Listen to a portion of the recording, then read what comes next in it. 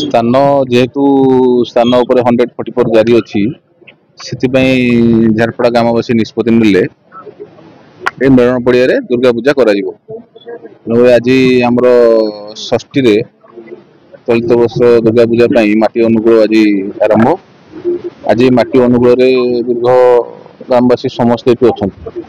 ଗ୍ରାମବାସୀ ରହିକି ମାଟି ଅନୁକୂଳ କରିବୁ। ଆମର ଯୋଉଟା ପରମ୍ପରା ଅଛି ଷଷ୍ଠୀରେ ହୁଏ, ସେ ପରମ୍ପରା ବଜାୟ ରଖିବୁ। ଆଉ ଶାନ୍ତି ଶୃଙ୍ଖଳା ସହ ପୂଜା ଅର୍ଚ୍ଚନା ଆମ କେମିତି ହବ ସେଇ ବାର୍ତ୍ତା ବି ଦଉଛୁ। ଶାନ୍ତି ଶୃଙ୍ଖଳାରେ ପୂଜା କେମିତି କରିବୁ, ଆଉ ଗ୍ରାମବାସୀ ସମସ୍ତେ ଏକତ୍ରିତ ହୋଇକି ଅଛନ୍ତି। ଆଲୋସ ଉଲ୍ଲାସରେ ଆମର ଗ୍ରାମବାସୀ ଯିବେ ପାଣି ମାଟି ଅନୁକୂଳ କରି ଆସି ଏଠି ବିଧିରେ ଯେମିତି ପୂଜା ଅର୍ଚ୍ଚନା ହବା କଥା ହବ। ସବୁ ନୀତି ନିୟମ ଆମର କରିକି ରଖିଛୁ।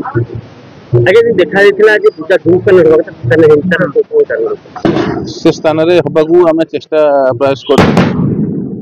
କୋର୍ଟ ନିର୍ଦ୍ଦେଶ ହେଲାନି ସେଠି, କୋର୍ଟ ନିର୍ଦ୍ଦେଶ ନ ହେବାରୁ ଆମେ ବାଧ୍ୟ ହୋଇକି ଏଇ ସ୍ଥାନରେ କଲୁ। ଯେହେତୁ ଏ ବଡ଼ ପଡ଼ିଆ 5 ଏକର ଅଛି, ଗାଁ ତ ଗୋଟିଏ ଜାଗା, 1/2 କିଲୋମିଟର ଡିଷ୍ଟାନ୍ସ, ତ ଏଇଠି କଲୁ। ଆଉ ସମସ୍ତେ ଗାଁ ଲୋକ ଏକାଠି, ସବୁ ଭାଇଚାରା ସହ ପୂଜା ହଉଛି। ହିନ୍ଦୁ ଭାଇ, ମୁସଲିମ ଭାଇ, ଆମର ସବୁ ଭାଇଚାରା ସହ ପୂଜା ହଉଛି। ସାଜସଜ୍ଜାର କିଛି କମ ହବନି ତ? ସାଜସଜ୍ଜା ଯେମିତି ଥିଲା ସେମିତି ଦେଖିବେ, ସେମିତି ହବ। ଟିକେ ଟିକେ ମନମନାନ୍ତର ହେଇଯାଇଛି ଆଉ, ପାର୍ଟି ଫିଲ୍ମ ନେଇ ଟିକେ ଟିକେ ମନମନାନ୍ତର ହେଇଯାଇଥିଲା। ସେମିତି କିଛି ନାହିଁ, ମ୍ୟୁଚୁଆଲ ହବ। 12 ବର୍ଷ ନହେଲେ ସେଇଠି ହେଇପାରେ, ଦେଖିବା।